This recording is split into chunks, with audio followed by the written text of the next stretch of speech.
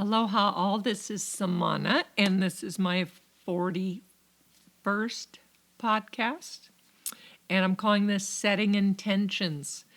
Today is the new moon in Taurus, which I love. So new moons are always about setting intentions. It's always the time to plant the seeds, where the full moon is kind of the spotlight onto lighting up those dark areas. The new moon is really where it's the beginning, and we're in spring and planting seeds. So that could literally mean starting a garden, planting seeds, or it could be planting seeds in your relationships or your self-care or how you're showing up with your work ethics, or how you show up at home if you're quarantined or not, and do you participate enough, and just having various questions. So in my counseling through the years, so I've been blessed with insight. So I've always been able to see things that the average bear doesn't see. And that's kind of how I use my counseling, is that I hear differently and I see things on deeper levels. And when I was younger, I actually used to counsel where I would just come right out and say, the insights that I would have to people. And sometimes it would be, either met with confusion or shocking or various things, and I would see that. And then I realized the greatest way to help someone, and any of you teachers out there will know this, is that if it's the question is the journey. So learning to ask the right question to your child, to someone that you're teaching, to your partner, to whoever you're communicating with, instead of like saying your statement, to ask the question and see if they come up with the answers. See if you help to inspire an opening that brings this wisdom out in them. So I'm going to ask you some questions that hopefully by the end of this podcast you will have a clearer assessment of yourself and a direction and a plan of action, of planting your intentions and your seeds to move forward. So we start out with, what is life purpose? Like really asking ourselves what that is. And in terms of, how do I help others, or how do I influence people? And when strangers meet me, what is their initial impression of me? So each one of these are a question to pause and really journal on, or reflect on, or share with someone as you both do these. How would family and friends describe me using 3 to 5 adjectives? So you could see, how would a stranger see you if you weren't speaking to them and they just met you, and how would people that know you well describe you? Do I feel a value in my work that I'm doing currently, in my personal relationship, in who I am as a friend, as a mother, as a daughter, as a mentor? Do I offer, what I offer, is it unique from the majority? Like, do I have gifts that I know that I can identify and own, that is different than the average person can give? What are my gifts? Really knowing yourself. And on communication, when I communicate, am I clear at what I'm saying? Is it a positive thing? When I speak, is it positive? Will those hearing it, will they feel uplifted or stressed?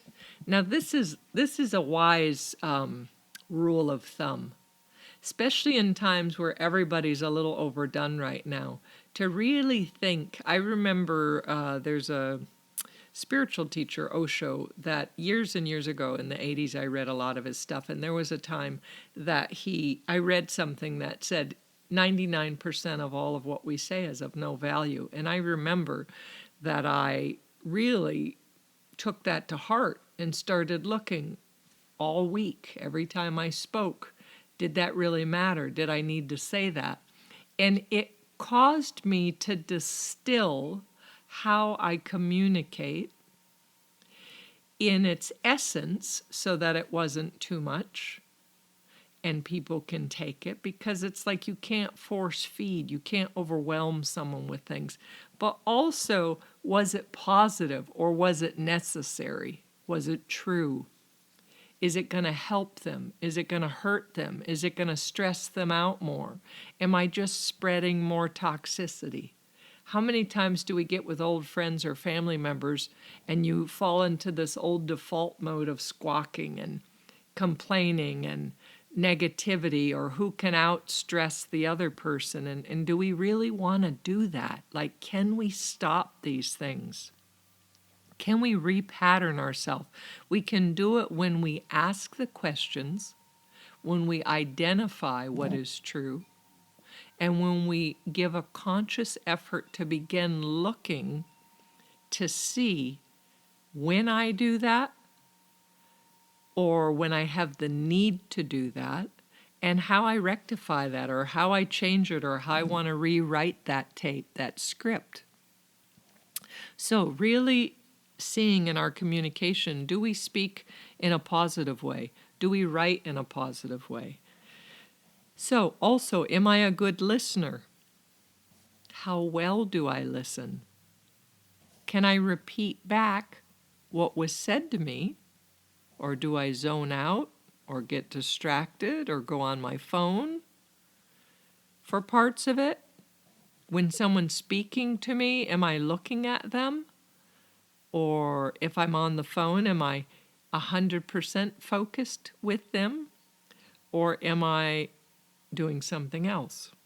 Am I online at the same time? Am I multitasking? Do I ask for feedback on what I said?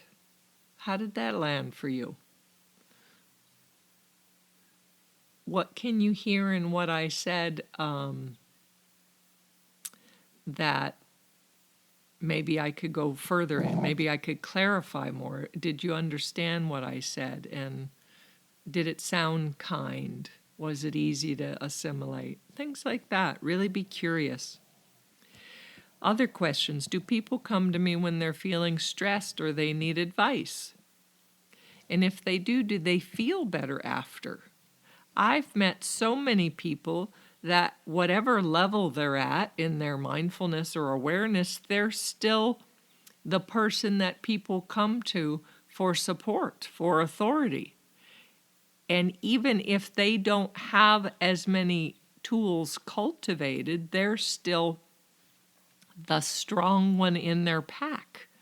So the question is, if that's you and you notice you're drawing people to you all the time and you're the counselor and the one for advice or support, do they feel better when they're done sharing with you? Or are they still feeling confused? Or are they feeling not heard or frustrated? Or did you just, give them your opinion? Did you listen to them? Now looking at how we choose to spend our time or where we cultivate our energy.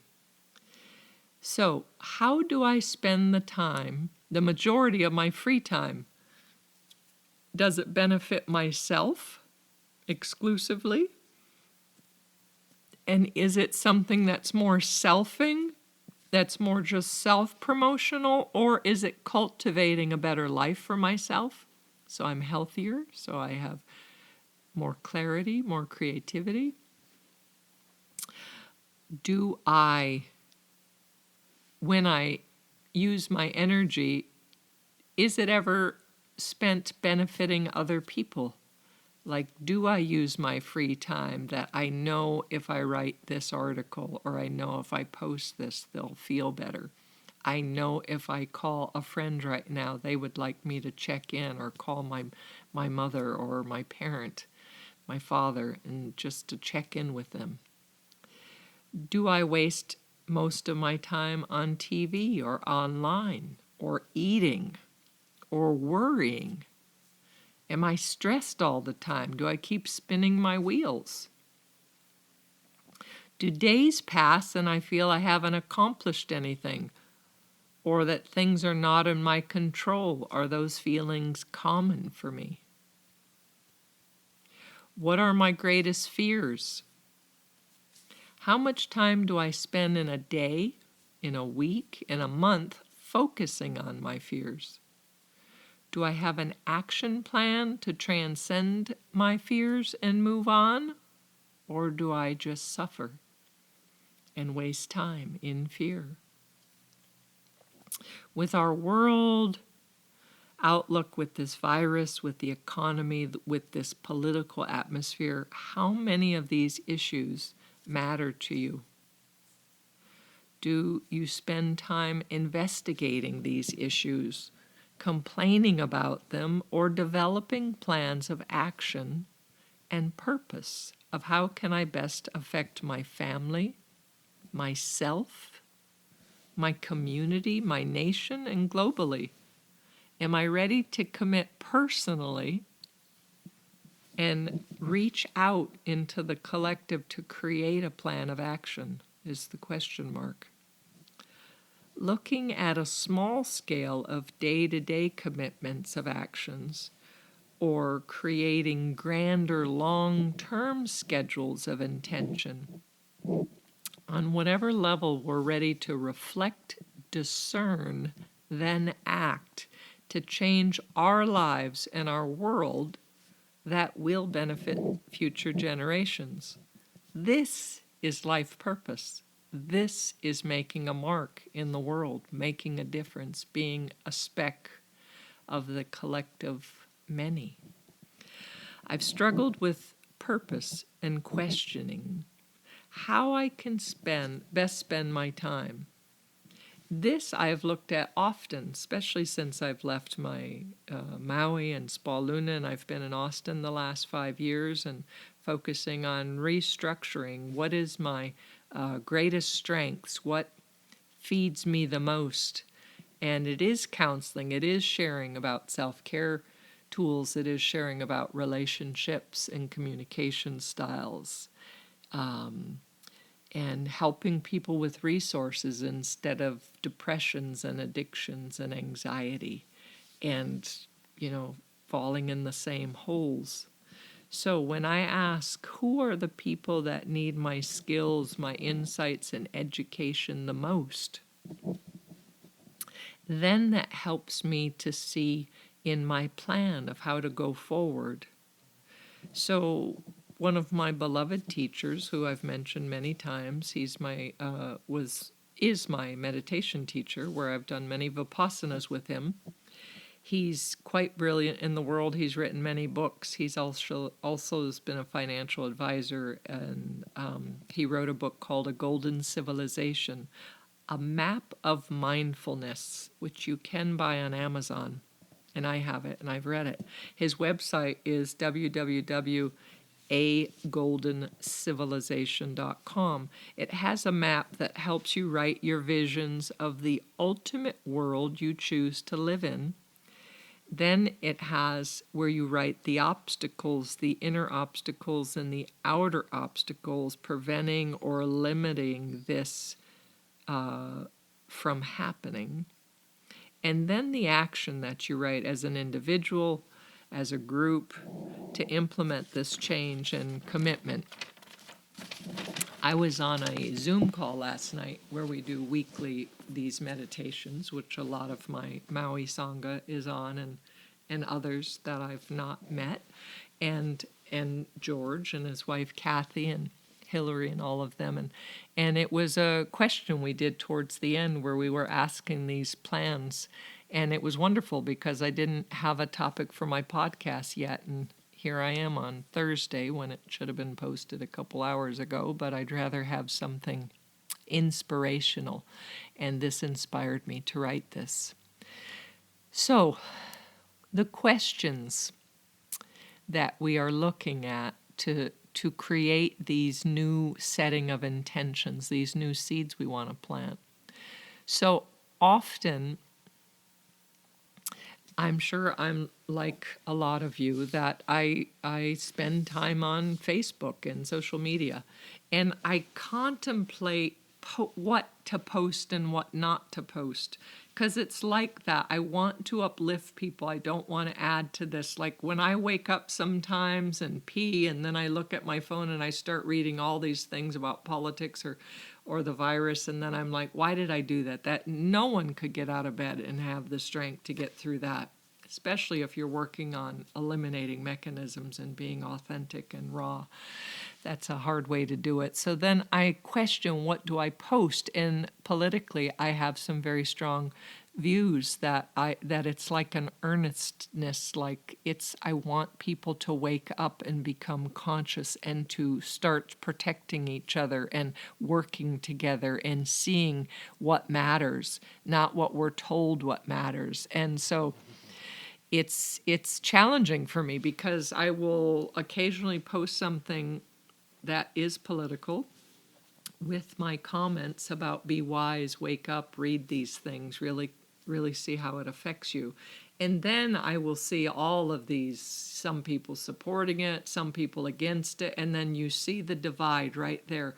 And it's so much pressure in my body and my heart and my gut. Like I basically last about 2 days, and then I delete it, because I can't leave it up more than 2 days, because it's so much. And I'm like, I really want, because I talk to many people that are not researching, that are not investigating what is true, and they are just being told what to do like sheep. All the times, the 20-some years I had my school, I would tell my students, never be sheep. Never do what society or what an authority that you have not personally believe in and has proven trust. Never believe anyone but yourselves. Like, take in information, research, investigate, and really pull it in and see how it lands in your body, in your heart, in your mind. Does that make sense? Is it manipulative? I want you to question these things. So back to questioning, what am I going to post about? Like, do I want something uplifting? Or do I want to cause distension? It's challenging, because part of it is that part of me that knows there are people not reading and that are believing in false things. And then there are other parts that I'm causing more strife. So I'm looking at that. That is one of my challenges that I am weighing moment to moment. Anyways, I do have a Facebook. You're welcome to friend me on my Facebook. I have a personal one, Samana Benedetti. I have Samana Benedetti Unconventional Insights, which is this podcast. I have Spal Luna, which I've kept because that was my school. It's still my corporation name. And then I have a page with David Garrison and myself, Be a Relationship Architect, which I'd love for you to join that. So now in that, I try to post different articles from many people that are on relating and communication advice. Now from just having this post for a little over a month now, which is wonderful, many people have private messaged me, and we've set up formal counseling sessions. So that's what I do. So I'm giving you free advice and support through my podcasts. And my counseling, my fees are, I charge 2 sessions for $150, so that's a 1-hour session. And if you're doing this in relationship, ideally I like to work with each partner individually, a private session. And then I'll give you some questions and some things, and then we come back together as the 3 of us, and I will help kind of mediate and interpret communications and kind of see styles and give you some tools on how to do those things. So anyone who's interested in that, you could always call or text me, 808-283-7587. I do have a website, spaluna, spaluna.com. And my email is samana, samana, @spaluna.com. So also, any ideas on topics that you'd like to hear on my podcast, or how a subject impacted you, or any feedback at all, I am here for my audience. And I personally am fueled and appreciate when I know I'm making a difference, even in one life. That's all I need. I don't need a lot of praise, because I do it because my heart wants to do it. But I do. It's harder. I'm used to an audience. I'm used to a classroom in front of me, or a person in front of me that I'm counseling, even if it's online, that I can see their response. I see the moment your mind's open and it goes in, and it's just heaven for me. That is enough for me. When I used to teach classes of 25 or even 50, when I had the whole school and I was teaching everyone, I could tell when that enlightened moment where that mind just opens and shifts and expands. And oh my God, you talk about heaven for me. That is a big part of my life purpose, is seeing those moments, helping to cultivate those moments. Okay, so one important factor when we're setting intentions for improvement is to look to see our areas that need strengthening. Basic communication tools seem to be the foundation for a successful life, be it personally or professionally. Simply put, this is how I'd run it down. Knowing your core needs, expressing them,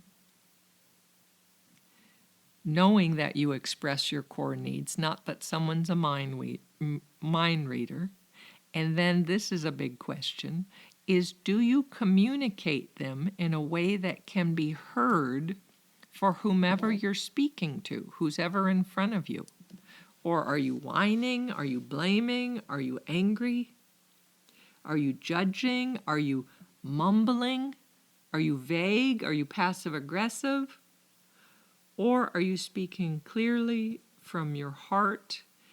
And the energy behind it feels like a sharing of truths, as opposed to a decree or a demand or a it's this way or the highway. It's not. It's just an offering. Do you want to learn more about me? This is the key to learn these skills. These are our next Be a Relationship Architect Zoom meetup. We are going to plan it on a Sunday, so hopefully some of my working Hawaii people can join. I believe we're going to do it around 3 o'clock Central Time. So that will give you plenty of time to wake up. And with that, we only charge, it's a $10 donation, or whatever you want to offer, it's fine. And we're going to do it for about an hour and a half. So I don't have that date yet, but we're about to post that soon. And our topic on our next one, because our last one was very successful, is called Summer Self-Love. So we are going to have various introspective questions for you to discover more about yourself and how to truly feel at home in your skin. To know thyself, you know the whole world. So this is what we're trying to achieve, and we'll put you in little breakout rooms, so you'll have either 2 or 3 of you asking these questions, and then we'll come back as a group and ask some questions, and it's going to be fun. That's David's the game man. He definitely knows how to structure things. I appreciate that from him, and I help with the wording of things and the questions, because like where we want to go inside the beings, what we want to open up and unleash, and so I like offering those things. Okay, so when I reflect back on our set of intentions, when I reflect on my plan of action to help the one or the many. I do it through these podcasts, through counseling and workshops. As you know, I offer self-care tools, and these are to awaken and heal. Heal our deep wounds so we can progress individually and for all of humanity. Like one person healing affects the whole planet. It's like throwing that pebble in a still pond and seeing the ripples. One person affects the many. So learning mindfulness tools offers a compassionate perspective. It gives us a clarity of vision that is not narrow. It is all-encompassing for us to really check in on our personal accountability to see, do we make decisions that benefit only ourselves? Are they for profit? Are they for selfing purposes? Or do we act with the highest inclusion of all involved in the ones that are too quiet or too suppressed, or that need help, that need strength, that need us to care for them? Like, do we think of who my action, does it benefit the whole? Like when we're speaking about your family, do you just act because you need to act, or do you think, how does it affect your partner? How does it affect your children, everyone involved? And again, when we act, how does this affect my community?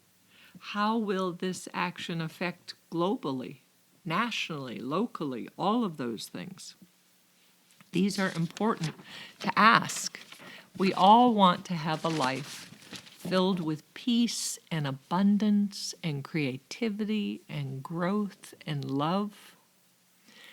The love always begins with self-awareness, self-reflection, asking the right questions. Be curious and ask the questions that I posed throughout this podcast. They will guide you to a plan of intention. The remedy for fear is action, in spite of what appears in front of us. So whatever it looks like in our world right now, with deaths everywhere and the potential for the virus or someone we care about to lose them, or how we're going to make our next paycheck or pay our bills, or whatever is happening, that's a lot of fear. And before this happened, we had fear that we just would kind of move through each day trying to cope with what's next. And now everything is amplified. So the way to combat fear is to have a plan of action, have an intention of what I need to do, what is within my power. Be empowered, be the image of the strong, compassionate, wise being that others come to, that when they're in front of you, on the phone, on Zoom, in your home, that you just ooze out in love. And you begin setting these beams of intent outwards for the people in front of you and for all the planet. May we be nourished and find purpose to multiply our goodness, our hearts, our collective consciousness. May we have that compassion for those that we don't know their names, that we don't know their sorrows, that we just know that we feel, and we have the same needs, we have the same feelings, regardless if it's the same language, regardless if it's the same culture. Wherever we're living, we all want to have a great life, a beautiful, clear, blue sky day, trees and birds and wind chimes, and our happy pets, our happy children, food in our bellies, a place to live, a way to pay our bills, a way to communicate when I'm sad, please come hold me, or can I just call you and you remind me what you like about me, or what is good about me, or why am I your friend? What makes me different from anyone else? I just need clarity. Sometimes we need to do that. Checking in. They say in these times right now with this being confined they say to check in with at least 3 people a day. 3 people, could be friends, family, but do a check-in. How you doing? And not superficial how you doing. Really leave space. And maybe help them with a plan. Help them create something they could do, some routine they can do daily. And any of you out there that need a self-care regimen, call me. That's my specialty. We'll do a session or two, and we will set up a whole, from physical activity to movements to meditations to journaling to diet to making amends to process letters to, it just goes on and on and on, that we could clear away the dark, clear those, be aware of the shadows and bring tenderness and hold them in our hearts and in our hands. So just realize one day soon that we personally had a part in creating the perfect world with a golden civilization. Blessings all. Stay safe, stay wise, keep your hearts open, and be healthy. Aloha.